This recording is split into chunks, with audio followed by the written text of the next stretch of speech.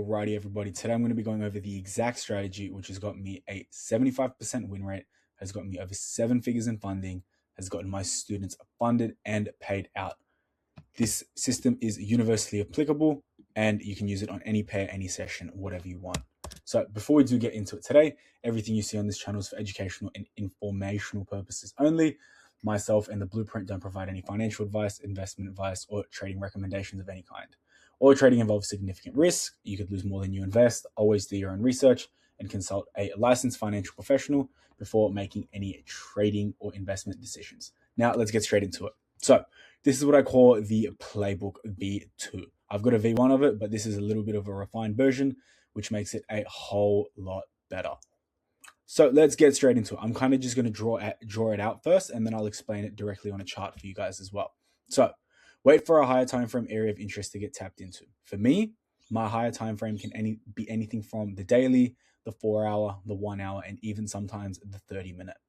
So that would be something like this. So let's say, and my higher time frames are usually FEGs, order blocks, liquidity sweeps, or SSR, which I like to call session sweep reversals.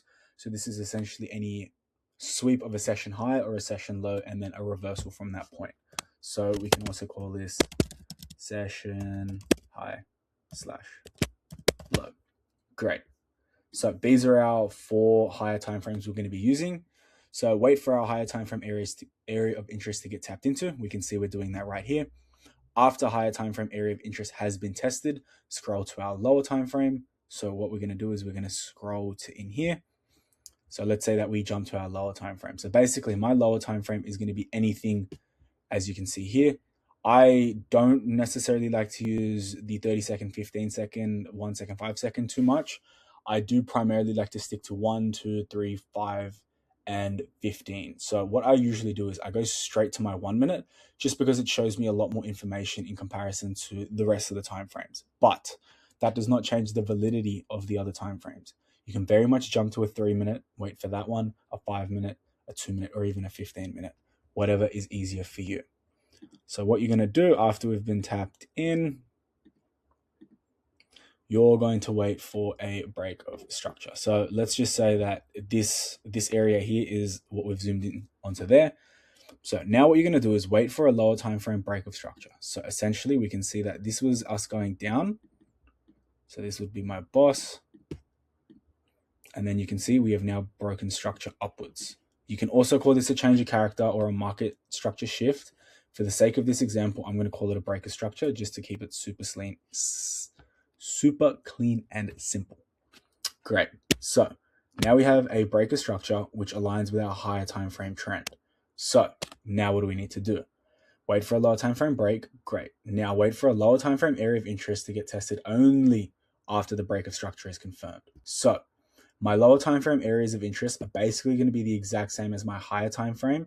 The only ones that we're not going to be using too much of is liquidity sweep and the session highs and lows. So primarily we're going to be using fair value gaps and order blocks. I have a bias towards fair value gaps, but order blocks definitely work as well. So you can use both. Now, IC entry. Let me go over IC entry because IC entry can be a little bit confusing. So what is IC? IC is going to be an impulse and a correction. Your impulse is the leg that creates your area of interest, and then your correction is going to be the area that tests your area of interest. So wait, hold up.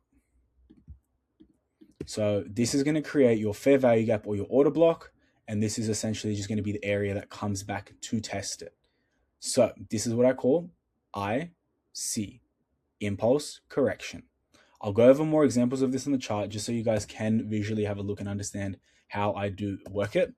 So I am primarily a continuation. I don't have words today.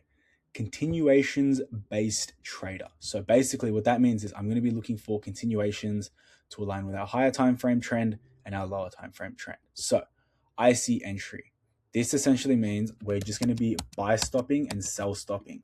So if we're going up, we're going to buy stop the most recent high that tested our area of interest. So our area of interest, we can see 32. Oh, sorry. This is going to be our area of interest here.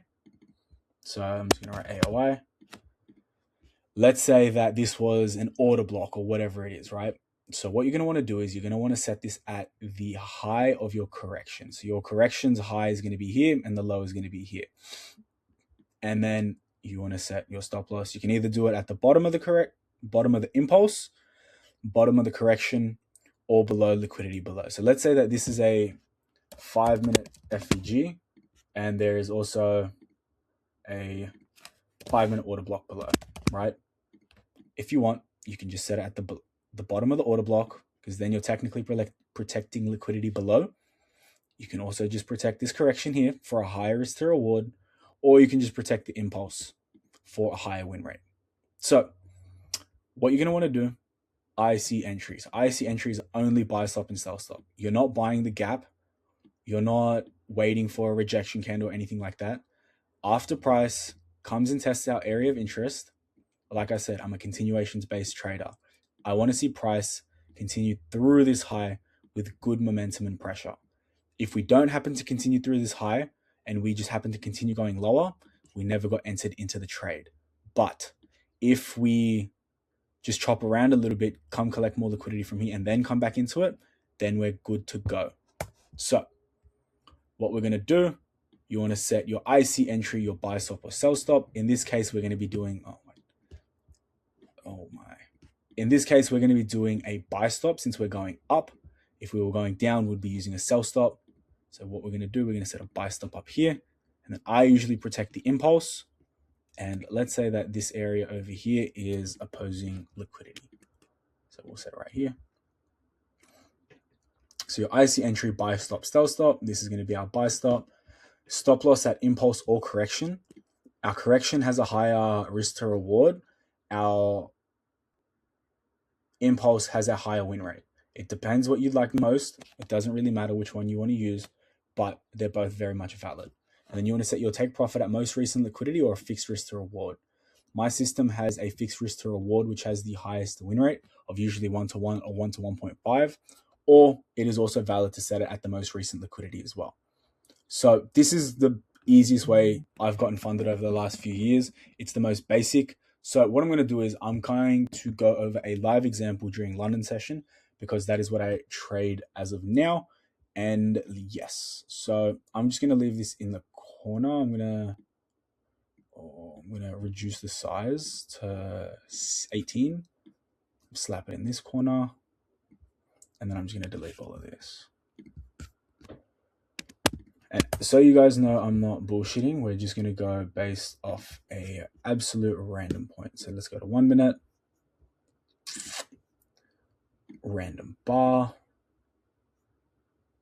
Okay, great. And for me, I live in Sydney, Australia. So my London session starts at 6 p.m. When is this? November? Okay, November. So it still starts at 6 p.m. So what I normally do is at 5:45, I jump on the charts just to analyze my charts correctly as well.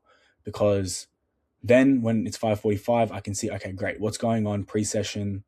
Is there any areas of interest I want to be looking for? Do I have my clear draws and liquidity as well? So great. I'm actually going to make this a little bit smaller because it doesn't need to be this big. And I'm going to put it in here. Great.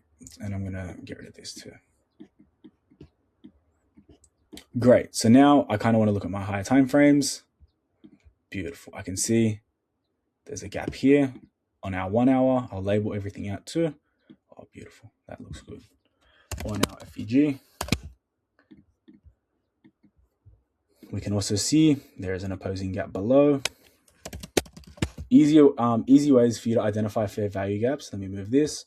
I use an indicator called ANCHE, or fair value gap by ANCHE. This helps you just easily identify fair value gaps.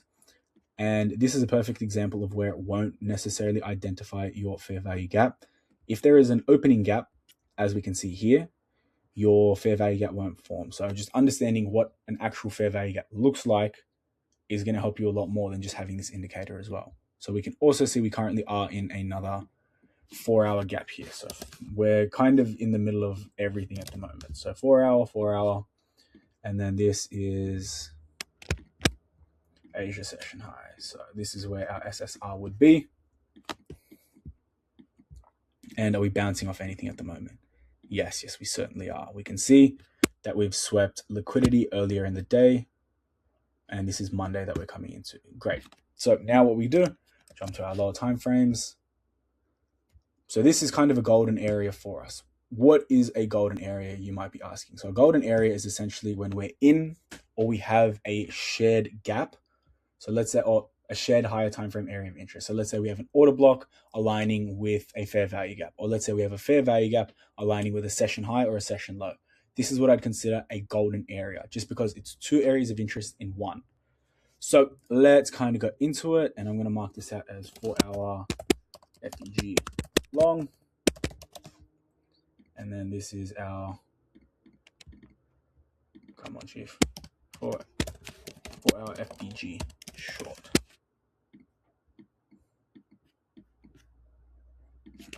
For our FBG short. Great. So what we can assume is if we bounce off this high and we reject, we can come potentially down into here. Or if we break through this high, we can look for continuations. So let's kind of see what we do. I'm going to go to my 1 minute again. Okay, so this is 6 o'clock. This is Asia highs. What we can do now is, since we're already in this gap, we can technically go down. So this was our last breaker structure up. So we can say that's our boss. So where is our protected low? Our protected low would have been here, but you can see it ends on a wick. I'm going to get rid of this. You can see it ends on a wick. So for me, this would be considered a liquidity sweep or a failed breaker structure. So now all I need to do is, we can see we attempted it again, but it didn't work out. So this is now technically our new low. We want to see that there's good momentum and good pressure coming from the break, or else this could simply just be a liquidity sweep and we could continue going up. Because is there liquidity above, or there's not too much liquidity below? Yeah, realistically, this could very much just short from here, which is absolutely fine. But let's see what we do. Sometimes we get a setup, sometimes we don't.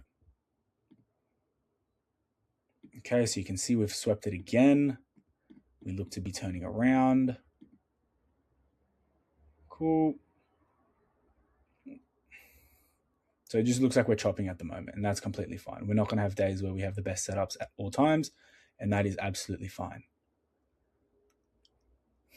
Okay, I might just speed this up a teeny bit. Great. As you can see, this also ends on a wick, but that's why we have multiple time frames. We can see on the 2 minute, this is a strong body close. So what you do is, on one time frame, if it's not clear, you can just go to other time frames and have a look. On the 2 minute and the 3 minute, it looks pretty good. Let's see the 5 minute. 5 minute, it also looks pretty good too. So what I'm going to do is I'm going to use our higher time frames a little bit more. So what we can also do is we can simply just enter short position here. I like to protect our impulse. So you'd be thinking this is our impulse leg, because technically this is our area of interest. But if you go on our higher time frames, you can see that there's plenty of liquidity above which we can come back, tap into. So we want to be patient and wait for that. So let's see what we do in the 5 minute. I'm going to slow this down. Okay, wait, we're not even in this because we're supposed to wait. Great. So now what we would have done, we would have potentially been entering off this low based on this 5 minute gap. So this is why it's important to use multiple different time frames, right? We're going to want to have entered from this low, but it wouldn't have worked out. Let's say for the 1 minute, right? The 1 minute, we would have entered at the very end of the trend, and that is absolutely fine. There is no issues with entering something like this, but technically on the 1 minute, this wouldn't have been valid for us, because you can see candle body closure ends on a wick. So you're going to want to base your things more off a different time frame. So like you can see on the 2 minute, right?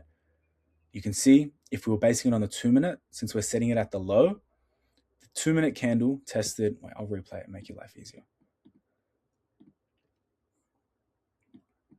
Let's say we wanted to take it off a 2 minute, or even a 3 minute as well. We would have set our stop here, so sell stop, and then let's see what happens. We go to attempt a low, but we never get it. And there you go. We've been completely invalidated, and now we can see that we're breaking above Asia session high. So that is absolutely fine. There's no issues with that. We didn't even get entered into the trade, and that's exactly what we want to see. If we don't get entered into the trade, there's no issues whatsoever.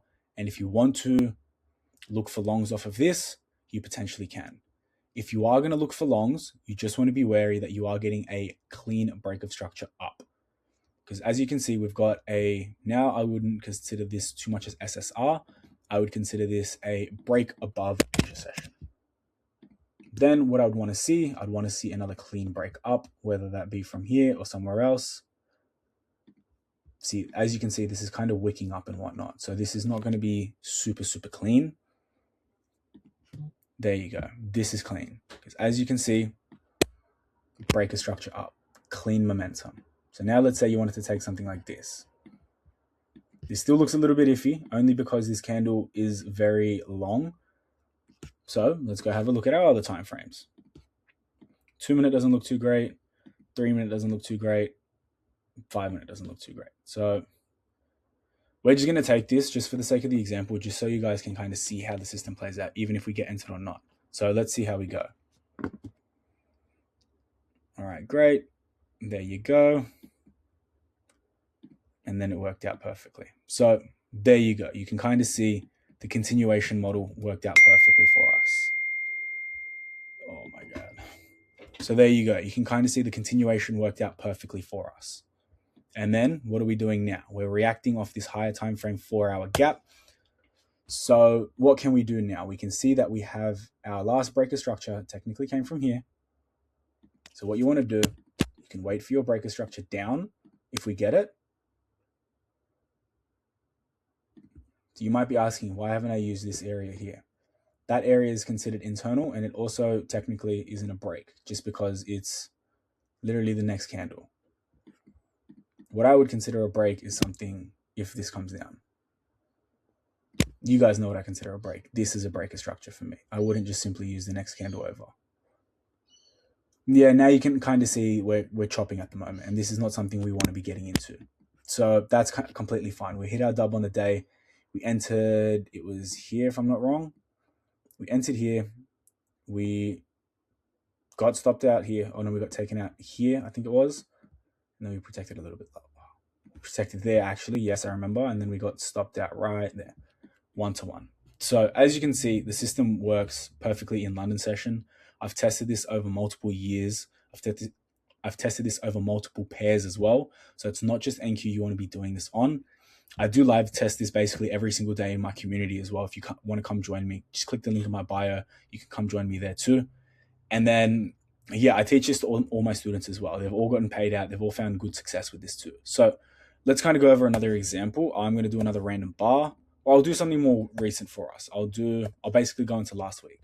I don't necessarily remember what happened last week, but let's get into it. Okay, so instead of select bar, I'm going to select the day. Let's go into Monday. Why not? And then same time, 5:45. Because Sydney session, it is 5:45. London starts at 6 o'clock, so 5:45 is the time you want to be starting on, 15 minutes before the session starts. So wherever that is for you, it doesn't really matter. It can just be 15 minutes before your session starts. So great. What can I see here? I can see that we have a 1 hour fair value gap.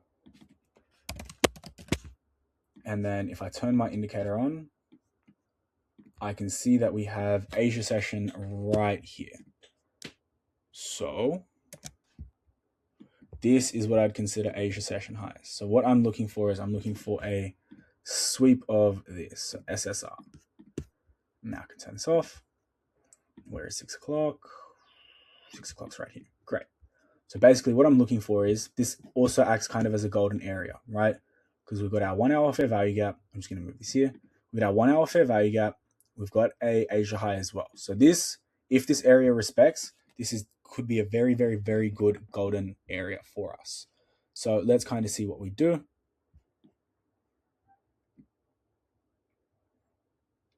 Okay, great. So we kind of come into it. Great. So now what we can see I don't really consider this a break because it ends on a wick. Let me go look at my other time frames. So that could be okay on the 2 minute. Let me look at my 3 minute, my 5 minute. Okay, so on my 3 minute, it doesn't look too great. On my 5 minute, it doesn't look too great. On my 15, it also, I'm going to just delete this line really quick. So on the 15 minute, this is looking like a sweep bouncing from this 1 hour gap here as well. So what we realistically want to do, we're going to want to be using our higher time frames more than we're using our lower time frames. Just because we have a 1 minute break does not necessarily indicate that we could continue going up. But what do we see right after? So right after it, I see that we have a good breaker structure here. So this is a lot better for us because now I know that this area here is my protected low. If this area gets taken out, then we can look for shorts because we also have Asia session high, which looks like it just got taken, and we tested into our 1 hour fair value gap too. So let's kind of play this out a little bit. Okay, great. Let me slap this on pause. So what we can see, what does this kind of look like? Ends on a wick. So this would either be a false breaker structure or a liquidity sweep. I'm going to write this as false, but then what can we see right after? Perfect. We can see that there is a clean 1 minute breaker structure down. Amazing. So wait for our higher time frame area of interest to get tapped into. Done. After higher time frame area of interest has been tested, go to our lower time frames. Done. Wait for lower time frame breaker structure. Done. Now wait for lower time frame area of interest to get tested only after our breaker structure is confirmed. So what can we kind of look for? Now we have this 1 minute in here. I'm just not going to mark it out. We've got the 1 minute fair value gap right there. We've got this funky order block right here too. Is there anything on a 2 minute we can be looking at? Great. So you've also got a 2 minute area there. And is there anything on a 3 minute? Nothing just yet. So what we're going to be running with is our 1 minute order block and our 1 minute fair value gap. So what we have to do, I'm just going to slow this down just in case if we come back in and go straight back out. So now we just need to wait for our area of interest to get tested. So price just essentially needs to come back into either one of these rectangles. Beautiful. So now that we've been tested into it, what can we do?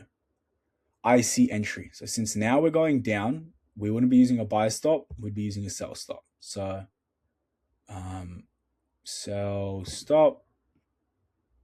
What you always want to do is you always want to set it just one tick below where price is, just so you're not going to get spreaded in. Because if you usually set it here and price makes an equal low, you'll probably get entered in and then taken. And then if it reverses from there, you'll get stopped out. So you always want to just set it one tick below just to keep yourself a little bit safe. So now, where do we want to put our, or theoretically, if you're entering, theoretically, because none of this is financial advice. So my stop loss will be going, or my theoretical stop loss is going to be going above my impulse, just because I like to have a higher win rate system instead of a higher risk to reward. And you could target this liquidity in here, but you can see it's not even a 1-to-1. So what we're going to do is we're going to target at least 1-to-1 just to make it a little bit better for us. So running over our rules one more time, wait for higher time frame area of interest to get tapped into. Yes, we can see 1 hour fair value gap and Asia session highs. After higher time frame area of interest has been tested, we are currently on the 1 minute. Wait for our lower time frame break of structure.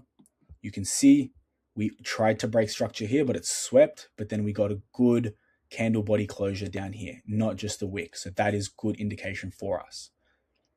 Wait for lower time frame area of interest to get tested only after our breaker structure is confirmed. So only after this point, you saw me start looking for my area of interest, nothing before. So as we can see, we got this fair value gap and we got this order block. I would actually argue that this order block is a little bit more valid than this fair value gap is, just because price closed through this fair value gap. So we're going to use the order block in this case. On the 2 minute, does it agree with us? So the 2 minute, the fair value gap actually completely disappears. So we're going to use this order block right here. Now, IC entry, buy stop or sell stop. You can see we're sell stopping these lows. Stop loss at impulse / correction. So what I'm going to do is for the example, is I'm going to set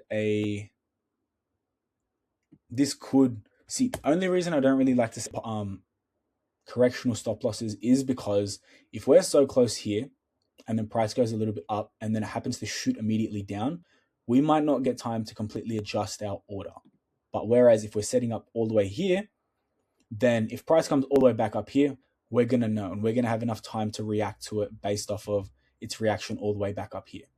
Cool. So we're going to set it at the impulse for now, and then TP at most recent liquidity or fixed risk to reward. In this case, most recent liquidity is less than 1-to-1 risk to reward. So I'm going to do it at just 1-to-1 fixed risk to reward. So now let's kind of see how this plays out. Also, quick note, you can set your stop loss at the overall high, but you don't have to. So let's see what we do. I'm going to speed this up. All right, great. So we get tapped in. Wait. So our actual entry was here. I'm going to start this again so we can see it from scratch. So as you can see, perfect example, right? If we want to do a correctional impulse, a correctional stop loss, we're going to have to get it done within the minute. Whereas if we're doing it at the impulse, we're giving ourselves a little bit more leeway and breathing room to work with. So let's see this kind of play out. Great, we get tapped into. I'm just going to set my stop loss on this and my take profit. So it looks like we've come back to test this 1 minute order block right there. And then do we do it? Great. There you go. You can see we hit our take profit eventually. So it's a very simple system to follow. You can take this for continuations. You can take this for reversals. It's a very simple system. This has gotten me 7 figures in funding. It's got my students paid. It's got me paid. It's turned me full-time. It's turned a few of my students full-time as well. So if we can do it, you can do it as well. There's no issues. If you need a little bit of help going over this, you can click the link in my bio. This will take you to my group, and then you can just reach out to me for direct access. Message me on Instagram, wherever. However I can help, just let me know. Next video that we go over, I'm going to be going over how you can get funded quick. So we're going to be running over my advanced risk methodology. So this is basically going to get you fast funded as soon as possible while utilizing prop firm rules. So you're not like, you're technically exploiting them for your own benefit and you're not actually breaking their rules. So we're going to go over that next video. And if you want to watch me live stream how I trade, like I said, click the link in my bio. I will see you guys all soon.